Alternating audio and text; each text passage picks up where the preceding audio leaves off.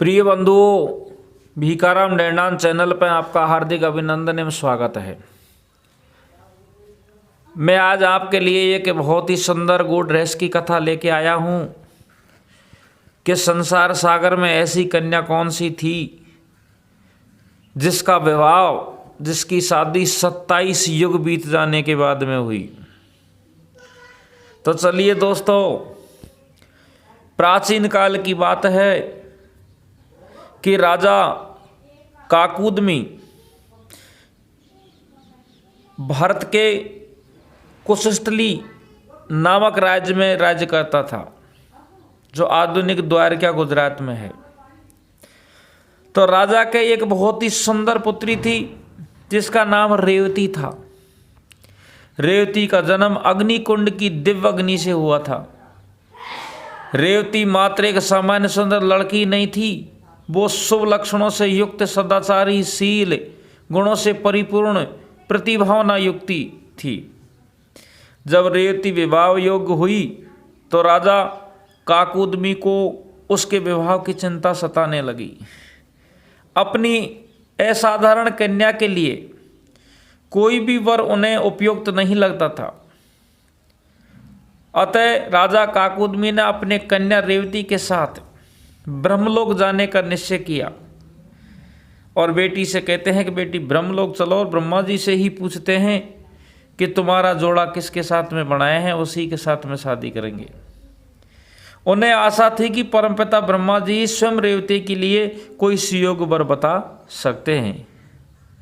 तो अब रेवती और उसके पिता दोनों ब्रह्मलोक के लिए रवाना हो जाते हैं। जब राजा काकुदमी ब्रह्मलोक पहुंचे तो ब्रह्मा जी की सभा में गंधर्वों द्वारा नृत्य संगीत चल रहा था। राजा काकुदमी और पुत्री रेवती मन में विचार करते हैं कि ये कार्यक्रम को समाप्त होने दीजिए और उसके बाद में फुर्सत से ब्रह्मा जी से बात करेंगे।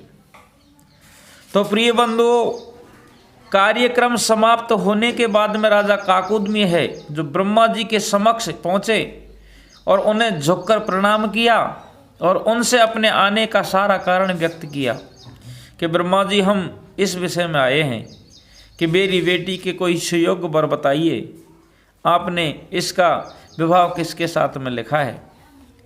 काकुदमी ने ये बात भी बताई और जिसने कुछ राजा महाराजा देखे थे उनके नाम की लिस्ट भी ब्रह्मा जी को बताई कि ब्रह्मा जी, मैंने ये राजा देखे हैं, ये कैसे हैं, इनके साथ में क्या मैं शादी कर सकता हूँ मेरी बेटी की।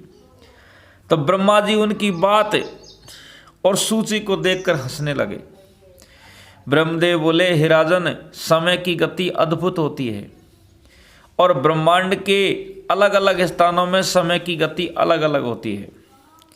जितनी देर आपने ब्रह्मलोक में प्रतीक्षा की है, नृत्य देखा है, संगीत देखा है और मेरे से फिर मिलने के लिए आए हो, उतने समय में पृथ्वी लोक पर 27 युग बीत चुके हैं।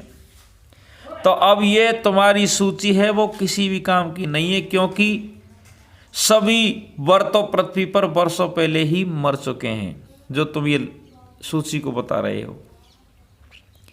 इसके बाद ब्रह्मदेव बोले कि हे राजन, अब आप पिता और पुत्री दोनों ही शेष बचे हैं उस टाइम के मनुष्यों में से। पृथ्वी पर आपका राजपाट, घर परिवार, मित्रगण, सेना, धन संपत्ति वो सभी नष्ट हो चुके हैं। आपको तो अब जल्द ही अपनी कन्या का विवाह करना पड़ेगा, नहीं तो कलयुग आने वाला है। राजा काकुदमी ये सब जानकर दंग रह गए और मन में विचार करने लगे कि अब क्या करें। तब ब्रह्मा जी ने उन्हें दिलासा दिलाया कि चिंता करने की कोई बात नहीं है और चिंता से कुछ होता भी नहीं है। मैं आपको समझाता हूँ, मैं बताता हूँ कि इस समय पृथ्वी पर स्वयं जगत पालन करता भगवान विष्णु कृष्ण और बलराम के रूप में विद्यमान हैं। ब्रह्मदेव ने कहा कि आपकी कन्या रेवती के लिए बलराम जी सबसे उपयुक्त वर हैं और बलराम के साथ में शादी कर दो। इसके पश्चात राजा काकुदमी कन्या रेवती के साथ पृथ्वी लोक पर आ गए। पृथ्वी पर आकर उन्हें महान आश्चर्य हुआ। उनके अनुसार तो उन्हें आने जाने में केवल कुछ समय ही लगा होगा। राजा और बेटी तो ये सोचते हैं कि हम गए और आए, 2-5 मिनट ब्रह्मा जी से बात की, थोड़ा सा समय लगा होगा। लेकिन पृथ्वी लोक पे आकर देखते हैं तो पृथ्वी का तो सारा वातावरण ही बदल चुका था। पृथ्वी लोक का मौसम, वातावरण, बनावट पहले जैसी नहीं थी। मनुष्यों के गुण, आकार, बुद्धि, लंबाई, चौड़ाई, भारी सब परिवर्तन हो चुका था।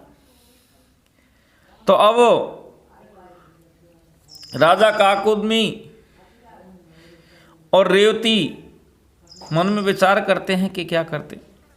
सारा वातावरण, भूलोक का मौसम सब बदल चुका है, पहले जैसे बिल्कुल कोई भी नहीं है। इस विषय में भगवत पुराण में जो ये कथा सुना रहा हूँ, इस विषय में भगवत पुराण में वर्णन है। अब पृथ्वी पर पहले के समान जीव जंतु, जानवर और पेड़ पौधे भी नहीं है। वर्तमान में सभी के आकार पहले से बहुत कम छोटे हो गए हैं। मनुष्य भी अब पहले जैसे शक्तिशाली और दीर्घ काया के नहीं थे, साथ ही उनकी बुद्धि और आत्मिकता का भी काफी ह्रास हो चुका था। तो अब राजा घबरा जाता है, अपनी बेटी को लेकर के बलराम जी के पास में पहुंच जाता है। राजा काकुदमी अब बिना देर करते हुए रेवती के साथ बलराम जी से मिलने पहुंचे और उन्होंने सब बातों से अवगत कराया। बलराम जी को सारी बात बताई कि मैं आपके साथ में मेरी बेटी का संबंध करना चाहता हूँ और बलराम अवश्य ही एक दूसरे के लिए तुम आपस में सुयोग वर हो, तुम्हारा जोड़ा परमात्मा ने रच के भेजा है। लेकिन एक छोटी सी समस्या है कि रेवती पूर्व युग में पैदा होने के कारण आकार और लंबाई में बहुत बड़ी है, विशालकाय है। क्या किया जाए?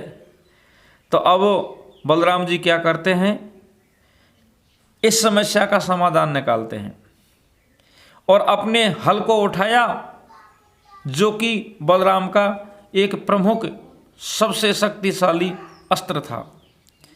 बलराम जी ने अपने दिव्य हल से राजकुमारी रेवती के सिर और दोनों कंधों को स्पर्श कराया तो क्षण भर में रेवती की आकार, मोटाई सारी घट करके और बलराम के जैसी हो गई। इसके पश्चात बलराम और रेवती का विवाह विधि पूर्वक संपन्न हुआ। वो पति और पत्नी के संबंध में बंध गए। तो प्रिय बंधुओं, आपको ये कथा कैसी लगी? अगर अच्छी लगी हो तो लाइक करना, कमेंट लिखना, अपने दोस्तों में शेयर करना और अभी तक हमारे चैनल को आपने सब्सक्राइब नहीं किया है तो प्लीज़ सब्सक्राइब भी कर लेना। राम राम दोस्तों।